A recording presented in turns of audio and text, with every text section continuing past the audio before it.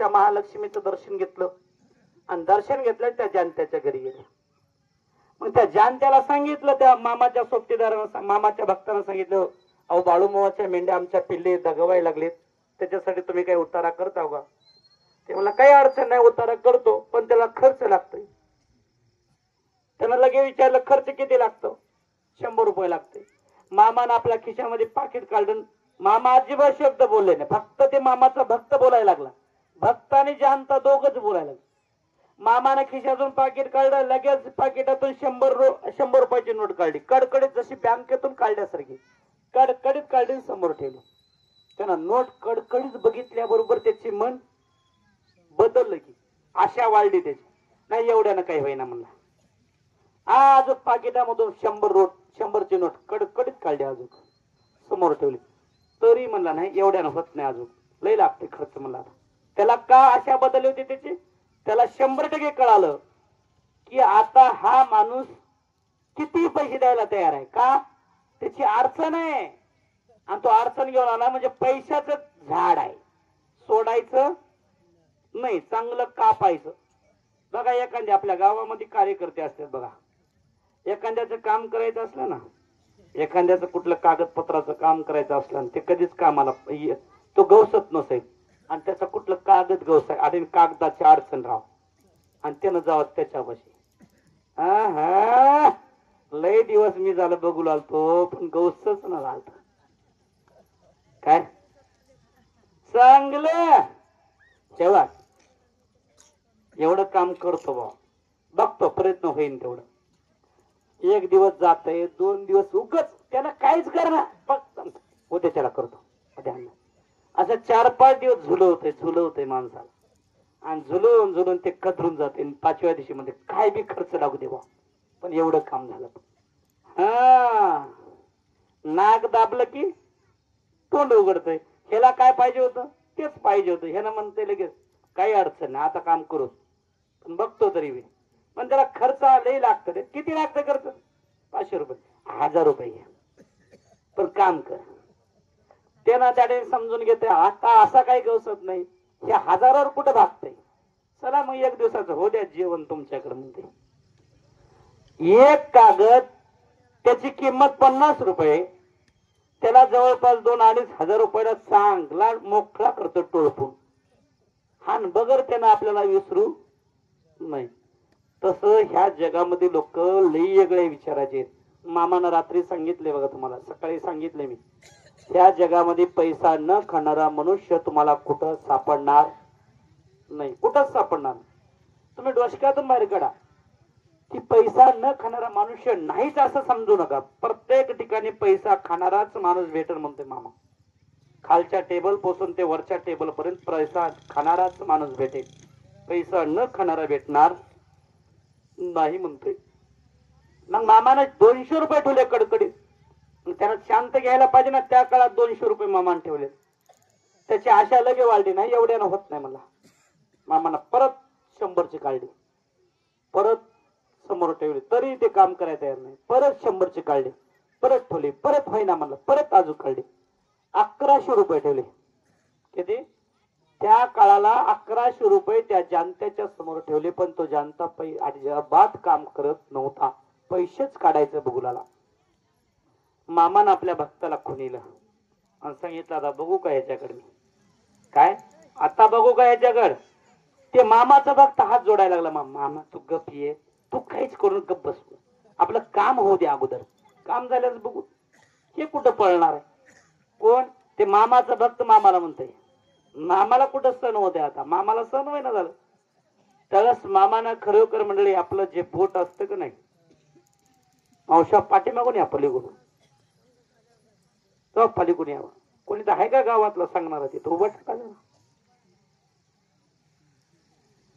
तर मंडळी खरोखर मामानं त्या ठिकाणी आपल्या भक्ताला खुणीलं, सांगितलं आता मी ह्याच्याकडे डोळा उचलून बघितलाच पाहिजे. त्यावेळेस मामानं काय केलं, आपल्या डाव्या साईडचा डावा अंगठा, डाव्या पायाचा डावा अंगठा जाग्यावर फक्त असा वाकडा केला आणि खाली अंगठा दाबला. दाबल्याबरोबर त्याला त्या ठिकाणी तो जो जानता होता तो अगोदर फटकून उडाला, उडून खाली पडला आणि पडल्यावर संडास उलट्या संडास उलट्या संडास उलट्या संडास उलट्या चालू झालं. हे जवळपास 5 मिनिट सारख्या संडास उलट्या चालू द्या. घरातून दोघी मावल्या बाहेर आल्या. माय आमच्या मालकाला काय झालं की आमच्या मालकाला काय झालं. ह्याच्या संडास उलट्या सगळ्या घाट पूर्ण कपडे फिपडे चक करावून बघायची आणि त्याच्या जवळ बसण्याची अवस्था कोणाचीच जवळ दिसणार झाली. एवढं दूर अवस्था झाली त्याची. हे सगळं पाहून त्या ठिकाणी खरोखर मंडळी त्या 2 मावल्या आल्या आणि त्या दोन्ही मावल्या म्हणायला लागल्या म्हणजे आमच्या मालकाला काय झालं की आमच्या मालकाला काय झालं की मामा त्यांच्याकडे बघून समाधान. पण ते मामाच्या सोबत जे भक्त होते त्याच भक्ताला माहित होतं हे झटका मामाच आहे. मामा त्याला हात जोडून काय म्हणतात, मामाचा भक्त मामाला काय म्हणतात हात जोडून, मामा आपण त्याच्या घरी आला रे, जाऊ द्यायचे नाहीत आपल्याला, आता तरी सोड. मामानं 15 मिनिटं त्याला तसाच त्रास दिला आणि 15 मिनिटाच्या नंतर मामानं आपला अंगठा सरळ केला आणि सरळ करून मामा कांदा त्याच्या दोन्ही पत्नीला कांदा. त्याला ह्या रांड्याच्याला काय होतंय, ह्या रांड्याच्याला काय झालंय, घरात घेऊन जावा, त्याला आंघोळ घाला, कपडे लिहून परत दुसरे कपडे घाला आणि माझ्या समोर आणून बसवा, असं मामानं सांगितलं. आणि खरोखर तो जाणत्याला घरात नेलं, पूर्ण सगळं स्वच्छता करण्यात आली आणि त्याला नवीन कपडे घालून तो मामाच्या समोर येऊन बसला आणि मामाच्या समोर येऊन मामाला हात जोडून नमस्कार केला. मामा चूक झाली, मला माफ कर, मी काय तुला ओळखू शकलो नाही. रांडाच्या लोक तुझ्याकडे येतात कशामुळं, अरे लोकांना काहीतरी तुझ्या माध्यमातून त्यांना काहीतरी प्राप्त व्हावं, त्यांच्या पाठीमागची विडापिडा जावी, तो तुझ्याकडे व्याकुळ होऊन तुझ्याकडे आलेला.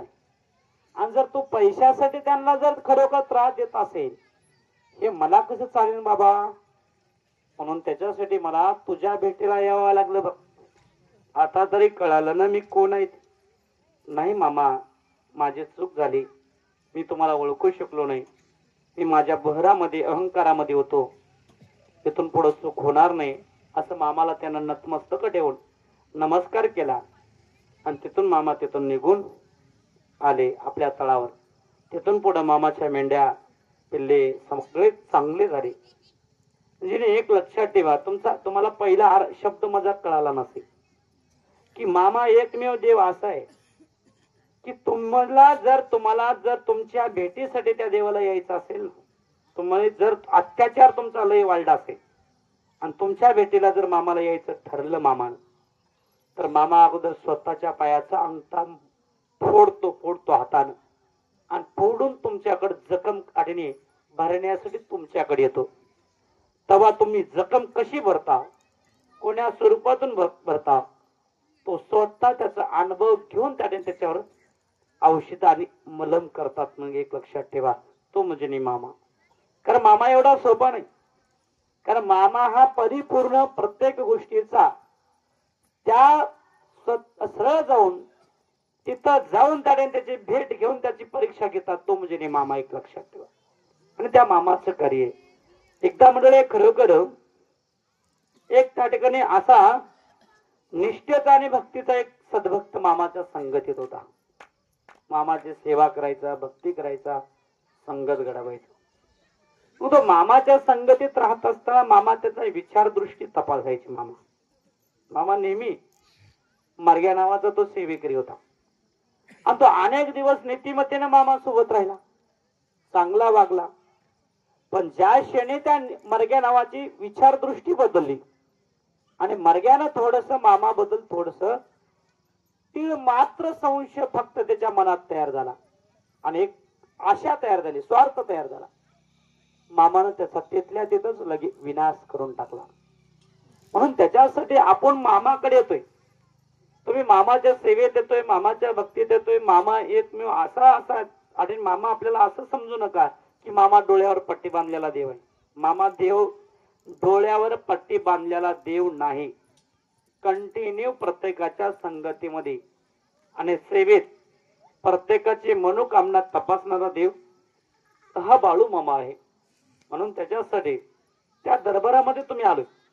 आज तुम्ही बाळू मामापाशी इथं आला, पण तुम्ही चौकटीच्या बाहेर पाऊल टाकण्याच्या अगोदर मामा आणि तुमचं भूत भविष्य वर्तमान काळ संत आणि देवाला नसलं त्याचं बाण तसं मामा तुमचं भविष्य जाणणारा आणि तुम्ही कशासाठी यायला लागला, तुम्ही इथं येऊन काय मागणार आहात, तुम्ही इथे येऊन काय करणार आहे, इथपर्यंत नियंत्रण ठेवणारा तो म्हणजे मामा.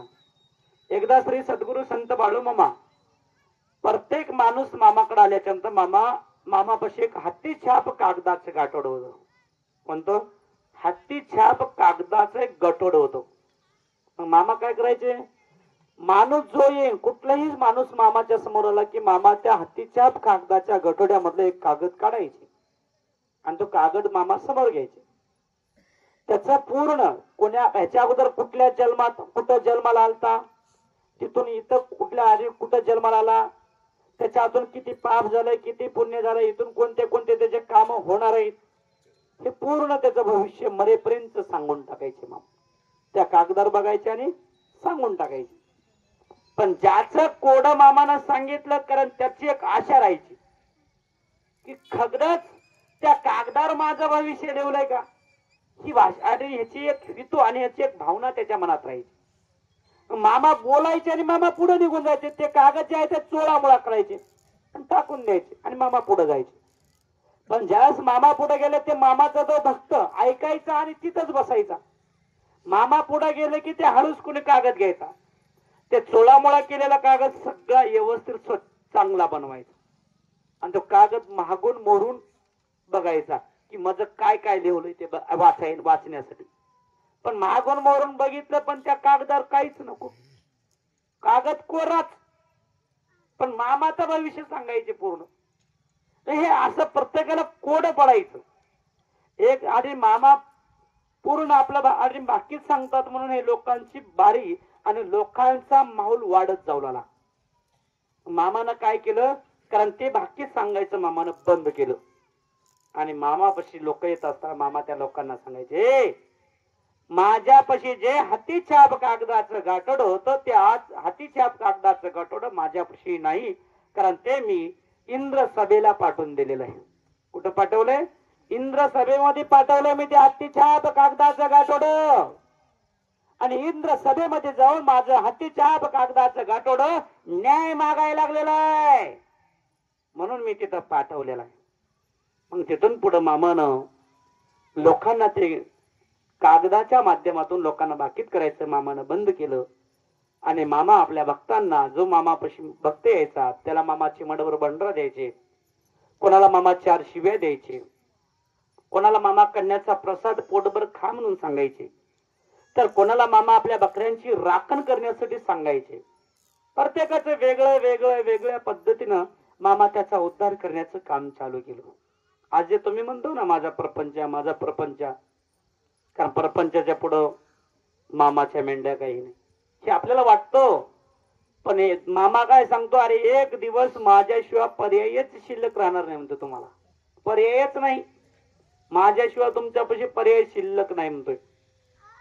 तर मंडळी खरोखर श्री सद्गुरु संत बाळूमामा ज्यावेळेस होते त्यावेळेस एक मूर्तिकार कारागीर होता, मूर्ती बनवणारा एक कारागीर होता, गवंडी थोडक्यात. मग तो गवंडी दाढीने दररोज मूर्त्या, दगडाच्या मूर्त्या बनवायचा. पण त्या कारागीरकडे एक गावकरी मंडळानं त्या ठिकाणी त्याला एक काम दिलं होतं, एका देवाची मूर्ती बनवण्याचं कार्य त्यांच्याकडे दिलं होतं. मग त्यात कोण्या देवाची दिलं तर हालसिद्धनाथ नावाचा एक भगवंत जो आहे ना, 9 नाथापैकी 3 नाथ, 3 नाथापैकी एक नाथ म्हणजे 3 नाथ जे कायम फिरते म्हणतात त्याच्यामधून एक नाथ तो म्हणजे हालसिद्धनाथ. हालसिद्धनाथाच्या मूर्तीचं काम त्या कारागीरकडे दिलं होतं. आणि तो कारागीर त्याने कुठली मूर्ती घेतली की 1 महिन्यात 1.5 महिन्यात तो मूर्ती करायचा, 2 महिन्यात. पण त्या मूर्तीचं काम त्यानं हातात धरून जवळपास 7 महिने झाले. 7 महिने म्हणता म्हणता 9 महिने झाले, पण त्याला काही ती हालसिद्धनाथाची मूर्तीच बनत नव्हती. बेजार झाला तो. 9 महिने तो बेजार होता, 9 महिने कंटिन्यू, पण ती मूर्ती काही त्याला बनत नव्हती. मग त्या योगायोगाने त्या परिसरात श्री सद्गुरु संत बाळूमामा आपल्या बकरी घेऊन आले. मग मामा बकरी घेऊन आल्याच्या नंतर खरोखर त्या मूर्तिकाराला माहित होतं बाळू मामाचं आणि हलसिद्धनाथाचं नातं जीवापार प्रेमळ आहे, विश्वासाचं आहे, भावनेचं आहे आणि बाळू मामा आणि हलसिद्धनाथाचं एक स्वरूप असणारं ठिकाण आहे. म्हणून आपण हलसिद्धनाथाच्या मूर्तीचं काम करतोय. आज 9 महिने झाला आपण ती मूर्ती बनवतोय, पण ती मूर्ती बनत नाही. त्याच्यासाठी आपण बाळू मामाकडे जावावं आणि मामा सांगतील त्या पद्धतीने आपण ती मूर्ती बनवावं. मग तो मूर्ती कारागीर जो होता तो कारागीर निघाला मामाकडे. मामा आपल्या बकऱ्यांपाशी मेंढ्या आणि मामा तंबूच्या उजव्या साईडला बसलेले होते. मामाला पाहिलं आणि पाहिल्याबरोबर मामाला त्यानं नमस्कार केला. त्यावेळेस मामाला तो घरानं सांगण्याच्या अगोदर मामा त्याला काय म्हणतात, हे तू कशासाठी आलास, काय म्हणून आलास, सगळं मला माहिती. तू जा अगोदर स्वयंपाकघरामध्ये जा, पोटभर कन्याचा प्रसाद घे, काय होत आहे ते बघून पुढं तू ये प्रसाद घेऊ. आणि तो गेला स्वयंपाकघरामध्ये गेला, पोटभर प्रसाद घेतला, मामाकडाला, मामाला नमस्कार केला, मामाने त्याला भंडार लावला. आणि आता मामाला प्रश्न करतोय, मामा माझं एक ग्रहण आहे मामा, तुमच्याकडे घेऊन आलोय. कोणतं ग्रहण होतं? कारण त्याला मूर्ती बनत नव्हती, ती मूर्ती विचारण्यासाठी, मूर्ती बद्दल विचारण्यासाठी तो आलता. त्याला मामा मूर्ती बद्दल प्रश्न विचारण्याच्या अगोदर मामा त्याला कांदात, हे तू कशासाठी आलास, काय आलास ते मला सगळं माहितीये, पण मी सांगतो ते तू करणार का? मी जर सांगतो ते जर तुझ्या करणं होत असेल तर मी बोलतो, नाही तर बोलत नाही. मामानं सांगितलं. तो कारागीर म्हणला, मामा तुम्ही सांगा मी ऐकतो. मामानं सांगितलं, हलसिद्धनाथाची जी मूर्ती बनवायला लागलास ना तू, त्या मूर्ती बनवण्याच्या अगोदर माझे पादुके बनव. काय बनव? ज्या हलसिद्धनाथाची जी मूर्ती बनवायला लागलास, मामाचा जन्म कुठून झालेला आहे? मामाच्या आईनं सत्यवा मातेनं हलसिद्धनाथाला कौल लावला होता आणि हलसिद्धनाथाला त्या माऊलीनं मागून घेतलं होतं, त्या देवीनं मागून घेतलं. कोण्या? सत्यवा मातेनं मागितलं हलसिद्धनाथाला की नाथा मला, मी तुला आजपर्यंत काय मागितलं नाही, पण मी तुला मागते. पण काय मागितलं त्या माऊलीनं? पुत्र. अरे देवा तू मला सगळं काही बिन मागता दिलास, पण मी एक तुला मागते, पुत्र हो ग गुंडा. पुत्र कसा पाहिजे म्हणते ती माऊली? पुत्र हो ग गुंडा. गुंडा म्हणजे अनेक लोकांना, आता अनेक तरुण मंडळाला वाटत असेल, ताईला काय बरं आहे बा, गुंडा म्हणायला लागली. आपल्यासारख्या गुंड्या मोकळ्या सोडून गुंडा म्हणली नाही तिने माऊली. आपण एक गुंडे मोकळे सोडले की आपण गुंडा म्हणता, आपण एका गुंडीमध्येच आपण मग्न आहोत. पण ज्या भगवंताला मागून घेतलं, कारण त्यानं आजच्या गुंड्या मोकळ्या सोडून बसलेला आहे. आम्ही फक्त एक गुंडी मोकळी सोडून बसलेले आहोत. त्यानं आजच्या गुंड्या मोकळ्या सोडून बसलेला, गुंड्याचा गुंडा असणारा तो म्हणजे मामा. तर मामाला आणि ती हलसिद्धनाथाला तिची आई काय म्हणते की पुत्र हो ग गुंडा, लागावा त्रिलोकात झेंडा. त्रिलोकात त्याचा झेंडा दाढी लागला पाहिजे, त्रिलोकात त्याचा जय जयकार चालला पाहिजे. पुत्र हो ग गुंडा, लागावा त्रिलोकात झेंडा, त्रिलोकात त्याचा जय जयकार चालला पाहिजे. असा पुत्र माझ्या पुढे दे. पण दारू पिऊन, मटण खाऊन, नालीच्या कडनं लोळणारा माझ्या पोटी देऊ नकोस. द्यायचं ना तुम्हाला एकच दे. त्रिकाळ म्हणजे कळालं का? त्रिकाळ म्हणजे कळालं का? हे कळणं गरजेचं. मामाची आई हलसिद्धनाथाला काय म्हणते? पुत्र हो ग गुंडा, लागावं त्रिलोकात झेंडा. त्रिलोक म्हणजे पाताळ, पृथ्वी आणि स्वर्ग, तिन्ही ठिकाणी माझ्या लेकराचा जय जयकार चालला पाहिजे. असा पोरगा माझ्या पोटी दे. आता असं शक्य आहे का? पण शक्य का नव्हतं? कारण जशी अनुसया माता होती ना, त्या अनुसया मातेपेक्षा आणि मातेप्रमाणे खरोखर सत्यवा माता सुद्धा तशीच होती, पतिव्रता. कारण पालन करणारी, देवदेव करणारी, देवचिंतन घडवणारी आणि आपल्या दारावर आलेल्या अनओळखीला पोटभर पाणी का होईना देणे, कारण हे त्या माऊलीचा धर्म होता. आताच्या मायमाऊल्या आपल्या दारावर कोणी जर पाणी नाही, चहा जर मागितलं तर पाणी भेटणार नाही, जेवण मागितलं तर चहा भेटणार नाही. असलं सिस्टम आहे. धर्म आपला चांगला वाटतो, काळजी करायची नाही. म्हणून मामा काय सांगतोय, मामाचा शब्द आहे, इथून पुढं 12 वर्षाची मुलगी, मामा काय म्हणतोय, 9 वर्षाची मुलगी भरतार मागे. काय मागे? भरतार मागे. 12 वर्षाची मुलगी आई होईल म्हणतोय मामा. काय? 9 वर्षाची मुलगी भरतार मागे आणि 12 वर्षाची मुलगी आई होईल म्हणतोय.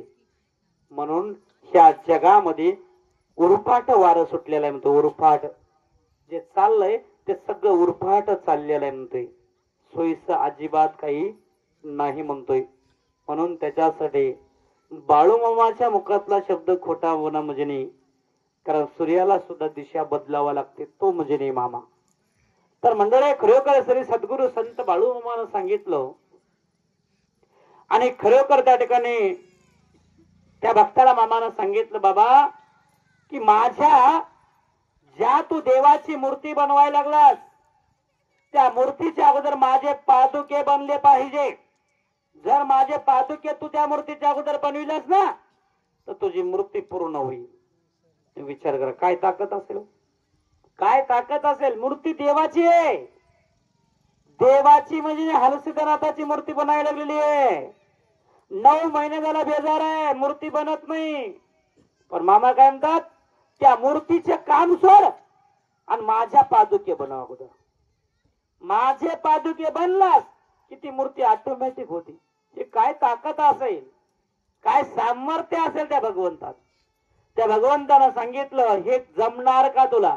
त्या भक्तानं मामाला नमस्कार केला आणि मामानं सांगितला, मामा काही अडचण नाही, अगोदर तुझे पादुके बनवतो त्याच्यानंतर मी मूर्ती बनवतो. जा, तुझी इच्छा पूर्ण होईल. मामानं खरोखर आपल्या पाठीवर हात घातला, भंडारा त्याच्या हातावर दिला. तो भंडारा घेतला, तो आपल्या घरी आला. ती मूर्तीचं काम जागेवर थांबवलं. सर्वप्रथम सुंदर असं एक दगड पाहिला, त्या दगडावर मामाचं नाव घेऊन तो भंडारा टाकला आणि त्या दगडावर मामाचे पादुके बनवायला सुरुवात केला. जसा जसा त्याला ठोका टाकेन तसा तसा त्या पादुक्यामधून चट चट चट चट चट चट त्या चपलाचा आवाज यायला लागला. मामाच्या चपलाचा, पादुक्याचा चपलाचा आवाज त्या दगडातून बाहेर यायला लागला. त्यालाच म्हणले, खरोखर मनावाचे पादुके बनले आणि त्या पादुक्यातून मामाच्या चपलाचा आवाज यायला लागला. त्यालाच मामाचा भंडारा त्या मूर्तीच्या अंगावर टाकला, बाळूमाचं नाव घेतलं आणि मूर्तीला सुरुवात केलं. 9 महिन्यात जी मूर्ती बनत नव्हती, 1.25 महिन्यामध्ये ती मूर्ती मनावाशी बनली. कारण तो म्हणजे मामा, एक लक्षात ठेवा. कारण त्या मामाचं कार्य तुम्ही आम्ही करतो. अरे जे काम पूर्ण होत नाही ते पूर्ण करून दाखवण्याची काय ताकद ह्या श्री सद्गुरु संत बाळूमामामध्ये, एक लक्षात ठेवा. कारण जे आपण आडवी नवनाथ म्हणतो ना, कारण त्या नवनाथामधून एक नवनाथ त्या ठिकाणी असणारा हलसिद्धनाथ तो सिद्धनाथ आहे.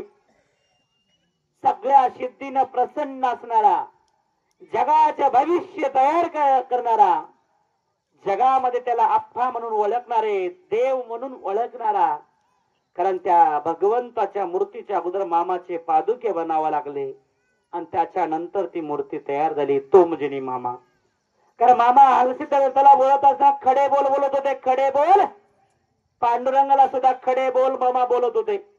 जसं माणूस आणि आपण एकोणएकाला समक्ष बोलतो ना, तसं मामा पांडुरंगाला सुद्धा समक्ष आणि पांडुरंग सुद्धा हयातीत येऊन मामाशी संवाद करत होता, तो म्हणजे मामा.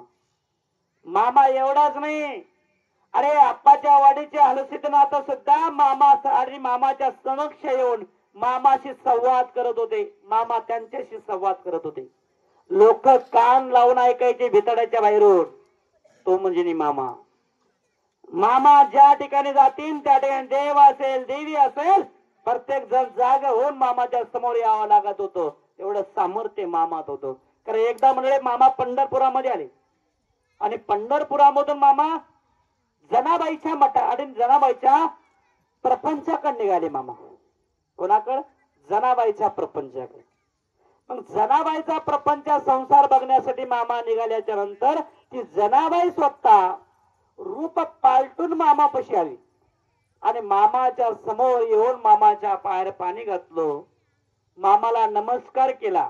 विचार करा, पांडुरंगाला जी जनाबाई ज्या शब्दातून आवाज देते त्या शब्दातून मामाला नाही, मामाला जनाबाई मामाच्या पायावर पाणी घालून मामाच्या चरणावर मस्तक ठेवून नमस्कार करून मामाला काय म्हणते बघा. ती जनाबाई मामाला म्हणते बाबा, कारण त्याने दोपार युगामध्ये माझ्याकडे श्रीकृष्ण त्याने गोपाळांना घेऊन माझ्याकडे आला होता आणि आता तू आलास माझ्याकडे ह्या गोपाळाला घेऊन. त्यावेळेस मामानं आपल्या त्या जनाबाईला बहीण समजलं मामानं, आणि जनाबाईला मामानं 11 रुपये मामानं आणि चोळी काकणं याच्यासाठी 11 रुपये मामानं भेट दिले. तिथून पुढे मामा जेव्हा जेव्हा जायचे तेव्हा तेव्हा त्या जनाबाईला 11 रुपये मामा भेट द्यायचे. आणि आजही मामाच्या दरबारातून तिला 11 रुपये दर वर्षा दिल्या जातात. एक लक्षात ठेवा, काकण चोळीसाठी. तो म्हणजे नी मामा. हा मामा म्हणजे सोपा मामा नाही हो. जगावर त्याने जगाचं कार्य करणारा, जगाचं संत आणि संत असेल किंवा देव असेल, प्रत्येकाचं मन तपासणारा आणि प्रत्येकाचं मन समजून घेणारा देव म्हणजे मामा होता. एक लक्षात ठेवा. श्री सद्गुरु संत बाळूमामा ज्यावेळेस होते त्यावेळेस मामापाशी एकदा मामा एका गावामध्ये मामा गेले होते, आणि त्या गावामध्ये मामा एका भक्ताने 1 किलोभर साखर आणली होती. किलोभरच साखर होती. आणि मामा आले मामा आले मामा आले म्हणून सगळे लोक मामाच्या दर्शनाला यायला.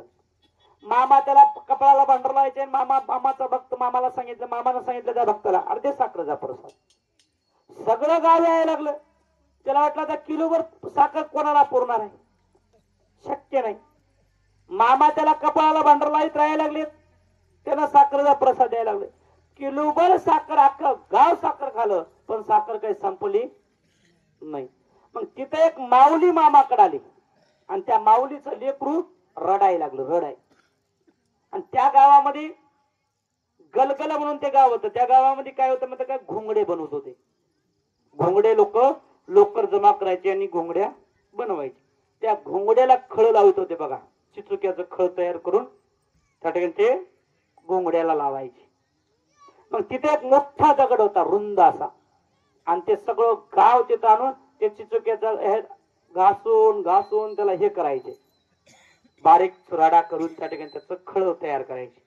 त्या चिचुक्याचं सगळं गाव त्या दगडावर आणून करत होतं. मग त्या गावात मामा गेल्याच्या नंतर त्या गावात एक लेकरू रडायचं थांबच न झालं किंवा मामा त्या त्या दगडाच्या शेजारी बसलेत मामा.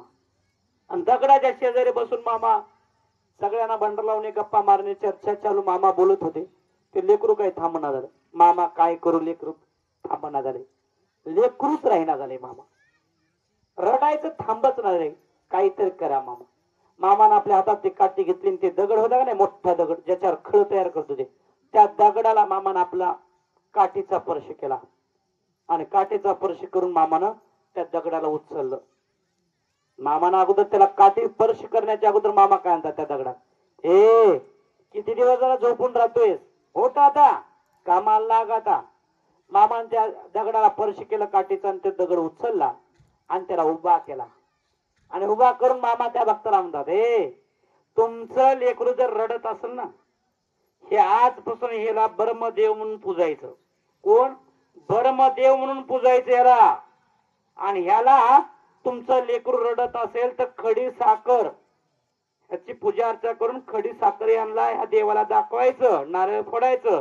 तिथून पुढे तुमचं लेकरू रडायचं कायमचं बंद होईल असं मामानं सांगितलं. आणि त्या दगडाला खरोखर त्या ठिकाणी खडी साखर दाखवली, नमस्कार केला, आणि ते लेकरू तिथून पुढे कायमचं बंद झालं ते रडायचं. मग तिथून पुढे त्या गावामध्ये त्या दगडाची कायमची पूजा चालू झाली. ब्रह्मदेव म्हणून पूजल्या गेलं. कारण त्या ठिकाणी तिथून पुढं त्या गावामध्ये आराधना त्या दगडाची चालू झाली. एक लक्षात ठेवा. कारण मामा क्षणोक्षणी काही करण्याची क्षमता होती. मामात काय करायची ताकद नव्हती असं नाही, काही करण्याची सामर्थ्य मामात. हे जे पंचमहाभूत म्हणतो ना तुम्ही, आम्ही अग्नी, वायू, जल, पृथ्वी, आकाश, ह्या 5ही पंचमहाभूतावर मामा स्वतः सामर्थ्य चालवत होते. मामा स्वतः सामर्थ्य चालवत होते. मामाच्या मनात आला ना, आता पाणी पाहिजे म्हणलं की पाणी पडावंच लागायचं. आणि मामानं जर सांगितलं आता पाणी आणि सरळ घर पडायला लागलेलं आहे पण थांबलं पाहिजे तर थांबावंच लागत होतं. एवढंच नाही, जी वारं आहे ना वारं, त्या मामानं वाऱ्याला सांगितलं ही दिशा बदलली पाहिजे, दिशा बदललीच पाहिजे. मामानं जर सांगितलं दिशा आणि वारं जागेवर स्थिर झालं पाहिजे तर वारं स्थिर. या झाडाला आग लागली पाहिजे म्हणलं की लागलीच पाहिजे. ह्या झाडाला लागलेली आग इजली पाहिजे ती इजलीच पाहिजे. ह्या पृथ्वीमधून मामानं जर सांगितलं या भूमातेला, हे भूमाता या शेतकऱ्याला इथून पुढे नापीक झालं पाहिजे, या जमिनीमध्ये अजिबात काही नाही पिकलं पाहिजे असं मामानं सांगितलं की ती जमीन नापीक व्हायची. एवढं ताकद मामात होत. एवढीच नाही, मामानं जर सांगितलं एखाद्या भक्ताला, हे तुझ्या घरावर आकाशातली कुऱ्हाड कोसळतो म्हणलं की 100% त्याच्या घरावर वीज पडायची. हे मामाचं सामर्थ्य आणि हे मामा क्षणोक्षणी करून दाखवायचे जगाला. कारण हे मामा म्हणजे नुसतं मामा नाही, कारण मामा सर्व सामर्थ्य होतं म्हणून आजही मामा ते सामर्थ्य जगाला दाखवण्याचं काम आजही करायला लागले. लक्षात ठेवा. कारण ज्यावेळेस म्हणलं खरोखर श्री सद्गुरू संत बाळूमामा आपल्या मेंढ्या घेऊन फिरायचे. एका गावामध्ये मामाचा मुक्काम बसला होता. उन्हाळ्याचा पिरियड होता आणि मामाच्या मेंढ्याला रातभर काय आणि दिवसभर चरून आले त्या पण मेंढ्याच्या पोटा भरले नव्हते, समाधान झालं नव्हते मेंढ्या. मग ज्या ठिकाणी मामाच्या मेंढ्या बसल्या होत्या त्याच्या पलीकडून वांग्याचं फड होतं. एका शेतकऱ्याचा वांग्याचा फड होता. मग मामाच्या मेंढ्या रात्री जिथं बसवल्या तिथं मेंढ्या राहावं का नाही, त्या मेंढ्या उठल्या रात्रीच आणि त्या उठल्या आणि त्या वांग्याच्या फडात गेल्या. कोणी नेलं नाही बरं, त्या मेंढ्या फडामध्ये गेल्या त्या वांग्याच्या आणि पूर्ण वांगे खाऊन पार केले. वांगे फुलेच नाही शिल्लक, फक्त वांग्याचे झाड शिल्लक राहिले. पण त्या झाडाला देठ बी नाही, पान बी नाही आणि शेंडा बी नाही. फक्त ठाठर दिसायचे वावरानं, अख्ख्या वावरानं ठाठर दिसायचे नुसतं वांग्याचे. उन्हाळा झाल्यास मग हे सकाळच्या परी मामाच्या मेंढ्या चरून येऊन बरोबर बसल्यात तिथंच. सकाळच्या परी मामानं आरती केली, पूजा अर्चा केली, मेंढ्या चरायला गेल्या.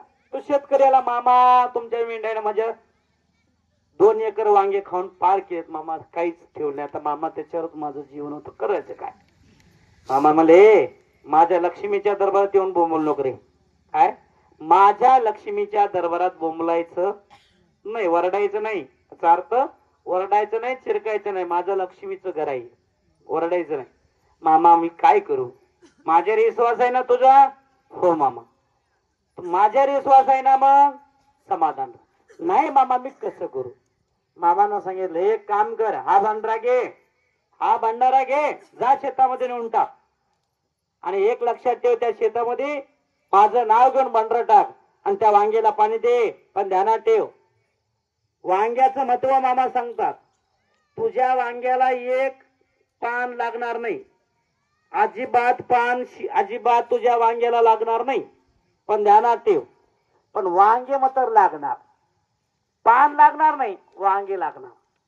मामानं सांगितलं जा या शेतामध्ये बंडरा टाक आणि पाणी दे. एका वांग्याच्या देटाला 2-2 वांगे लागतील, घाबरू नको. वांगे तोडता तोडता तू थकून जाशील पण वांगे थकणार नाहीत असं मामानं सांगितलं. आणि त्यानं खरोखर मामावर विश्वास ठेवला आणि त्यानं बंडरा नेला, शेतामध्ये टाकला, पाणी दिलं. पाणी दिल्याच्या ते वांग्याचे जे झाड होते का नाही, त्याच्या दांड्या पूर्ण हिरव्या चांगल्या दिसायच्या, पण त्याला पान अजिबात नाही, फक्त फुलं दिसायची.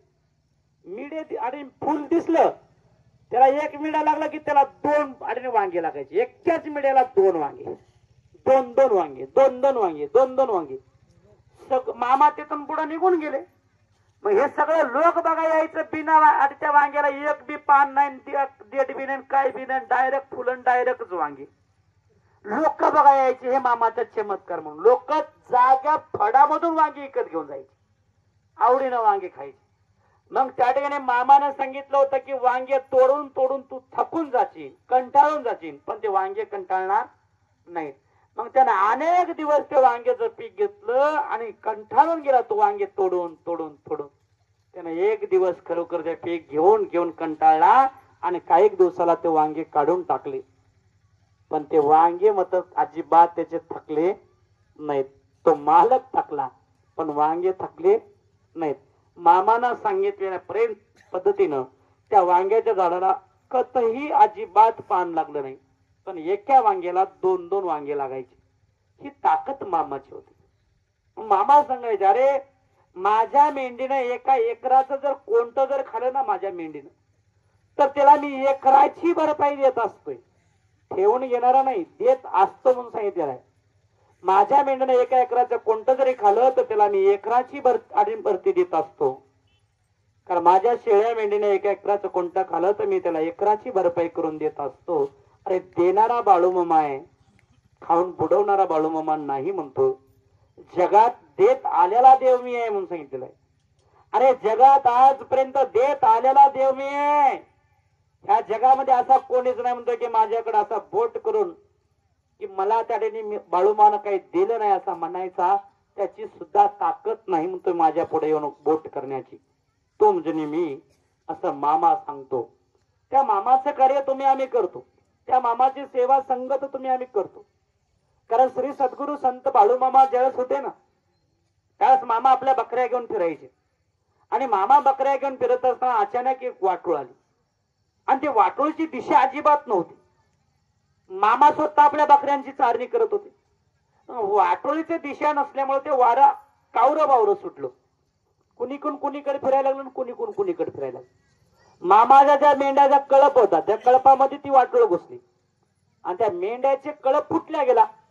4 मेंढ्या इकडं, 4 मेंढ्या तिकडं, 4 मेंढ्या तिकडं, मेंढ्या पसरल्या गेल्या.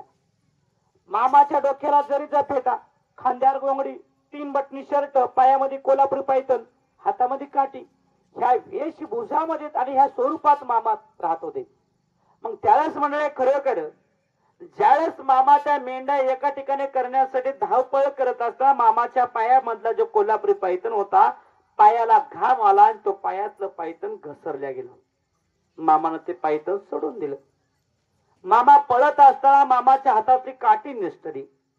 मामानं ती काठी सोडून दिली. मामा पळत असताना मामाच्या खांद्यावरला जे घोंगड होतं ते घोंगड निसटलं. घोंगड सोडून दिलं. मामा पळायला लागले. मामा पळत असताना मामाच्या डोक्याचा जरीचा फेटा पागोटा निसटला आणि तो अरे मामाचा पागोट म्हणजे फेटा सुद्धा गळून पडला. मामा धावत पळत त्या वाऱ्याच्या देशामध्ये पळत असताना, दिशेनं पळत असताना मेंढ्याला सगळं एका ठिकाणी केलं. वारं शांत झालं. मग आता मामानं ज्या ज्या वस्तू मामानं जिथं जिथं पडल्या त्या वस्तू सगळ्या जमा केल्या.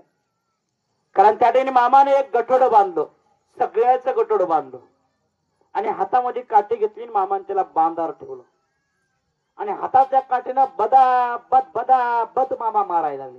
जसं आपण आडीने पहिल्या काळात उडीत बडीत होता बघा, बदाबद, तसं मामा त्या गठोडं बांधून त्या बांधावर धन मारायला लागले.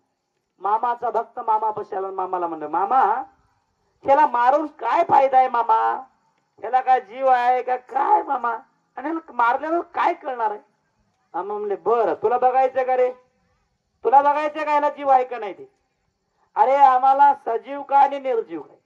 अरे निर्जीवाला सजीव करता येते, निर्जीवाला सजीव करता येते आणि सजीवाला निर्जीव करता येतं. त्यासाठी आम्हाला काय करता येत नाही एवढं मात्र विचारू नकोस. तुला बघायचं का यांना जीव कुठं आहे का नाही ते? मामा तुम्ही काही म्हणता. त्यालाच मामाचं गठोडं सोडलं. गठोड्यातलं मामानं पैठण वर काढले. जसे आपण पाऊस काळामध्ये जसं आपण शेतातून जाऊन आल्याच्यानंतर बूट चप्पल चिखलानं माखल्या जातो, त्यावेळेस आपण पाणी घेतो, त्या बादलीतून स्वच्छ धुतो आणि धुतल्याच्या त्याच्या धारा लागतात पाण्याच्या. तशा पद्धतीने मामाच्या पैठणाच्या धारा लागल्या पाण्याच्या. मामाने ते पैठण बाजूला ठेवलं. मामानं आणि त्याच्यामधलं खरोखर मामाने ते पैठण बाजूला काढले. मामाने ती काठी बाजूला ठेवली होती. त्या काठीला सुद्धा जर जर जर जर जर जर घाम आलेला होता आणि त्या काठीतून सुद्धा पाण्याची धार लागली. कारण मामाचा जो फेटा होता, जसं आपण कपडे धुतल्याच्या धारवर लागते पाण्याची, तशा मामाच्या फेट्यातून सुद्धा पाण्याची धार लागली. मामाच्या घोंगड्यातून पाण्याची धार लागली. त्यास मामाने ह्या 4ही वस्तू जागेवर ठेवल्या बांध्यावर आणि मामानं त्याला दाखवून दिला, रे मला काय करता येत नाही, त्यांना जीव आहे का नाही ते तुला दाखवलं बघ. पण आता ध्यानात ठेव, मामा त्या 4ही वस्तूला 5ही वस्तूला मामा काय म्हणतात, माझी जोपर्यंत तुम्हाला आज्ञा होत नाही तोपर्यंत तुम्ही जागा सोडायची नाही. माझ्या आज्ञेत राहावं लागेल. माझ्या आज्ञेच्या पुढे कोणाला जाता येत नाही असं मामानं, कारण त्या मामानं आपल्या पायथनाला सांगितलं, मामानं आपल्या पेट्याला सांगितलं, मामानं आपल्या घोंगड्याला सांगितलं, मामानं आपल्या काठीला सांगितलं आणि या सगळ्यांना मामानं ताकीद दिली. तिथून पुढे मामाचं फेट्याचा पागोटा कधी निघाला नाही, मामाच्या खांद्याला घोंगड कधीच निष्ठलं नाही आणि पायाचं पायथन कधीच निष्ठलं नाही, हातातली काठी कधीच निष्ठलं नाही, कारण तो म्हणजे मामा. मामाची आज्ञा प्रत्येक जणाला पाळावा लागत होती, पाळल्याशिवाय पर्याय नव्हता, कारण तो म्हणजे मामा. आणि आजही मंडळी, आजही मामाचा शब्द परिपूर्ण प्रत्येकाला पाळावा लागतो. म्हणून आणि प्रत्येक जण पाळल्याशिवाय पर्याय नाही हे प्रत्येकाला जाणीव आहे. म्हणून त्याच्यासाठी हे सगळं काही मामाचा, आज मामा जगातून आपलं वैभवाचं कार्य घेऊन फिरतो, हे आपलं भाग्य समजा. कारण मामाचं चारित्र्य म्हणजे एक अमृत आहे. मामाचं चारित्र्य म्हणजे एक अमृत आहे, एक लक्षात ठेवा. जेवढं मामाचं चरित्र मी सांगेन तेवढं कमी आहे. कारण मामानं सांगितलेलं आहे, प्रथमी जन्म मी आधीपासून पेटत जाडे अंत्यदर्शना मामा संगती भक्त शिकून. काय शब्दाचा ज्याला महत्व कळालं त्याला कळालं. पृथ्वी जन्म मी आधीपासून, मामा काय सांगतोय, पृथ्वी जन्म मी आधीपासून पेटत जाडे अंत्यदर्शना मामा संगती भक्त शिकून. पृथ्वीच्या अगोदरचा जन्म माझा आहे म्हणतोय मामा. पृथ्वी जन्म मी आधीपासून पेटती जाडे अंतीचा क्षण मामा संगती भक्ता शिकून. पृथ्वीच्या अगोदरचा माझा जन्म आहे म्हणतोय. म्हणून अरे मामा सांगतो, पृथ्वी जन्म मी आधीपासून पेटती जाडे अंत्यचा क्षण मामा संगती भक्ता शिकून. जी आपण सरस्वतीची मातेची पूजा करतो ना, मामा काय सांगतोय, अरे माझं जीवन चरित्र म्हणजे नाही, ह्या पृथ्वीचा एक जरी कागद केला आणि ह्या पृथ्वीचा पूर्ण ह्या पृथ्वीचा एक जरी कागद केला आणि स्वतः सरस्वती माता जरी लिखाणपट्टी करायला बसली, कारण ती सरस्वती माता थकेन, पृथ्वीचा कागद संपेन, सरस्वती मातेच्या हातातली साईची कांडी संपेन, पण श्री सद्गुरु संत बाळूमामाचं जीवन चरित्र कधी संपणार नाही म्हणून सांगितलेलं आहे. हे आपलं भाग्य समजा. जोपर्यंत आपल्या गावात मामाचं कार्य आहे तोपर्यंत आरती प्रसाद सेवा चुकवण्याचा प्रयत्न करू नका. जसं जसं तुम्ही मामाच्या आरतीचा लाभ घेताल तसं तसं मामाचं महत्व चारित्र्य आपल्याला कळेल. जास्तीत जास्त आपल्याला मामाची आराधना जास्तीत जास्त कशी घडेल, आपल्या पदरात पुण्य कसं वाढेल याचा अभ्यास करून कार्य करण्याचा प्रयत्न करा. मामाचं कार्य आज तुम्ही बाळूमाला पूजलं तरी मामा आहे आणि नाही जरी पूजलं तरी मामाची काही नुकसान ह्याच्यात नाही. कारण पूजलं तरी नुकसान नाही, नाही पूजलं तरी नुकसान नाही.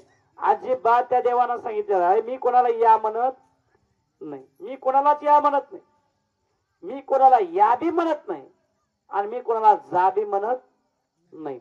आलास तर ये, गेलास तर जा, मला गरज नाही. जेव्हा तुला गरज भासन तेव्हा माझ्याकडे तू ये. माझं दार तुझ्यासाठी अखंड उघड आहे म्हणून सांगितलेलं आहे. जेव्हा माझ्या दाराची तुला गरज भासन तेव्हा माझ्याकडे, कारण मला गडबड कशाचीच नाही म्हणून सांगतोय मामा. म्हणून त्याच्यासाठी की आज बाळूमामाकडे आपण आलोय तर कसं यायचं आपण ठरवायचं. ते मगाशी मी बघितलो, इथले जवळचे कुठले एक दोघं कार्यकर्ते त्याला चलताय ना झाले, त्याचे त्याला एकूण एकाचे पाय अडकायला लागलेत, पायामध्ये पाय अडकायला लागले. पण त्याला माहित नाही, चला बाळूमामाच्या मेंढ्या आल्या, कुठं येत हाय जेवायला चला. आपण आलाव कशासाठी, एवढे लोक आलेत कशासाठी, त्याला काय काम नाही म्हणून यायला लागले का, घर परपंच नाही म्हणून यायला लागले, ते काय येडे झाले म्हणून इथे यायला लागले. याचा अभ्यास आपण केला पाहिजे. मग आपण कधी आपल्यात कधी बदल होणार आहे, आपण कोण्या अवस्थेमध्ये देवाकडे यायला हे कळायला लागले का. आता मला सांगा, इथं पुरुष मळ बसलाय, इकडून पुरुष महिला मळ बसले, तेव्हा तिकडून 4-5 बसले, तेव्हा त्या टोळ का तिथे एक बसलाय. त्याला देव नाही धर्म नाही, त्याला आलेत काय यासाठी त्यालाच माहिती नाही. ते पलीकडे बसलेत बघा तेव्हा ते न म्हणतात आम्ही लय अति शहाणे आहो, आमच्यापेक्षा शहाणा कोणीच नाही. पण त्यालाही माहिती नाही आपण काही शहाणे नाव, आपल्यापेक्षा एक अति शहाणा इथं बसलेला, पण त्याच्या पुढे शहाणा कोणीच नाही. मग शहाण्यानं शहाणपणासारखं वागलं पाहिजे. महिलाच्या पाठीमागे महिला बसल्या पाहिजे, पुरुषाच्या पाठीमागे पुरुष बसले पाहिजे. पण तुम्हाला सांगितलं नाही. हा, मला सांगणारा कोण? तू का दादा आहेस का? तू का देवाचा जावई आहेस? तू का देवाचा इवाई आहेस का? नातू पण तो आहे म्हणून तुझ्या पाहुणचार करत बसणार. तुला कळायला पाहिजे, तू आलास ना देवाकड, नीट ये, नीट बस, नीट प्रसाद घे आणि नीट जा म्हणतोय. आलास तर नीट ये, गेलास तर नीट जा म्हणतोय देव. आणि जर तुला नीट येता येत नसेल तर मला नीट करता येतंय म्हणतोय, ध्यानात ठेवायचं. म्हणून त्याच्यासाठी आपण आपल्या मर्यादित राहिलं पाहिजे आणि मर्यादिनं वागलं पाहिजे. इकडच्या साईडला बसले पुरुष मंडळ, दादा इकडून ऐकू येईल का तुम्हाला दोघा तिघाला? इकडून येऊन बसायचं. पलीकडच्या साईडला ते बांधावर बसलेले कार्यकर्ते ऐकू येते का? पाठीमागे बसलेला ग्रुप, कुठाची जागा सोडा, इकडच्या साईडला येऊन बसायचं. अगोदर गप्पा मारण्यासाठी आला तर पाठीमागे तिकडे जाऊन गप्पा मारत बसायचा, ग्रुप तयार करून. इथं नाही ग्रुप, ध्यानात ठेवायचं.